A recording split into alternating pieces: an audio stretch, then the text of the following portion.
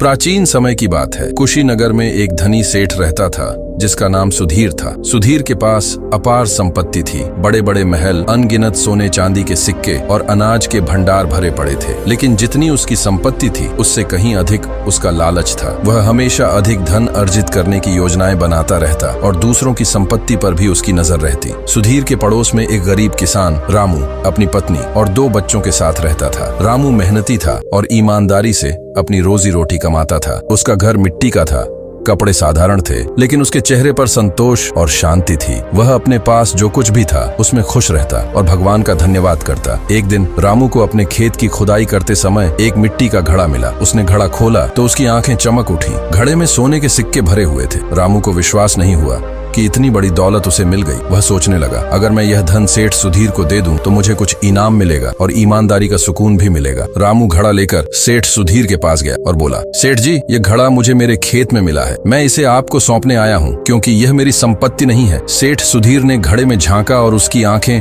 लोभ से चमक उठी। उसने रामू की ईमानदारी की प्रशंसा करते हुए कहा, रामू, तुम सच में बहुत ईमानदार हो, लेकिन यह घड़ा तुम्हें तुम्हारे खेत में मिला है, इसलिए यह तुम्हारा ही है। रामू ने सिर झुकाकर उत्तर दिया, सेठ जी, मैं एक साधारण किसान हूँ। मेरे लिए मेहनत की रोटी ही सबसे बड़ा धन है। मैं यह संपत्ति नहीं रख सकता। सुधीर ने घड़ा अपने पास रख लिया और रामू को धन्यवाद देकर विदा किया, लेकिन उसके मन में लोभ बढ़ता ही गया। उसने सोचा, अगर रामू के खेत में एक घड़ा मिला है तो वहाँ और भी हो सकते हैं। मुझे सारा धन अपने पास कर लेना चाहिए। लालच की चाल अगले ही दिन सेठ सुधीर ने अपने नौकरों को बुलाया और आदेश दिया, जाओ और रामू के खेत की खुदाई करो। अगर वहाँ और घड़े मिले तो सब मेरे पास ला कर दो। नौकरों ने पूरे खेत की खुदाई कर डाली, लेकिन और कोई घड़ा नहीं मिला। सेठ निराश हो गया, लेकिन उसका लालच और बढ़ गया। उसने सोचा, रामू ने कहीं और छिपा तो नहीं दिया। उसने रामू को बुलाकर कठोर स्वर में पूछा, सच सच बता, क्या तुम्हें और भी घड़े मिले हैं? रामू ने ईमानदारी से उत्तर दिया, नहीं सेठ जी, मुझे केवल वही एक घड़ा मिला था जिसे मैंने आपको दे दिया। लेकिन सुधीर को विश्वास नहीं हुआ। उसने रामू पर चोरी का आरोप लगाते हुए उसे जेल भिजवा दिया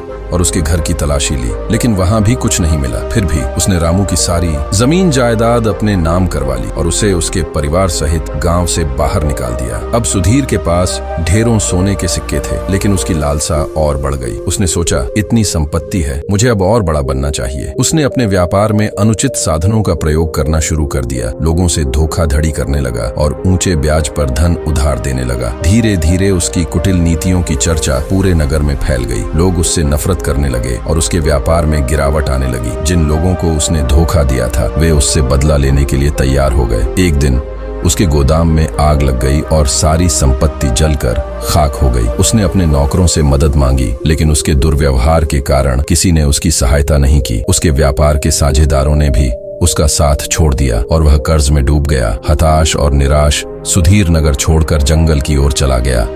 वहां उसकी मुलाकात गौतम बुद्ध से हुई, जो अपने शिष्यों को उपदेश दे रहे थे। सुधीर ने उनके पास जाकर अपनी कहानी सुनाई और पूछा, हे भगवान, मैंने इतना धन कमाया, फिर भी मैं खुश क्यों नहीं रहा? सब कुछ खो दिया क्यों? बुद्ध मुस्कुराए और बोले, सुधीर, धन का लोभ कभी संतोष नहीं देता। यह अग्नि के समान है, जितना डालो उतना और भड़कता है। जब तक मन में लालच रहेगा तब तक शांति नहीं मिलेगी। उन्होंने आगे कहा, धन का सही उपयोग सेवा और परोपकार में है। जो दूसरों के सुख में सुखी होता है वही सच्चा धनवान है। लोभ तुम्हें केवल दुख और अपयश देता है, जैसे जलता हुआ अंगारा केवल जलन देता है। सुधीर की आंखें खुल गईं। उसने अपने कृत्यों पर पश्चाताप किया और बुद्ध से क्षमा मांगी। बुद्ध ने उसे करुणा का पाठ पढ़ाया और दान पुण्य का महत्व समझाया। सुधीर ने बुद्ध के उपदेशों को जीवन में अपनाया। उसने शेष धन को दान में लगा दिया, गरीबों की सहायता की और ईमानदारी से व्यापार करना शुरू किया। उसने रामू को ढूंढा, उसे क्षमा मांगी और उसकी जमीन वापस कर दी। समय के साथ सुधीर का जीवन फिर से सुख समृद्धि से भर गया, लेकिन अब उसमें संतोष और शांति भी थी। उसने समझ लिया था कि सच्चा सुख संपत्ति में नहीं बल्कि लोभ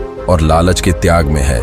धन कभी बुरा नहीं होता, लेकिन उसका लोभ और लालच व्यक्ति को पतन की ओर ले जाता है। ईमानदारी, परोपकार और संतोष ही जीवन का सच्चा धन है।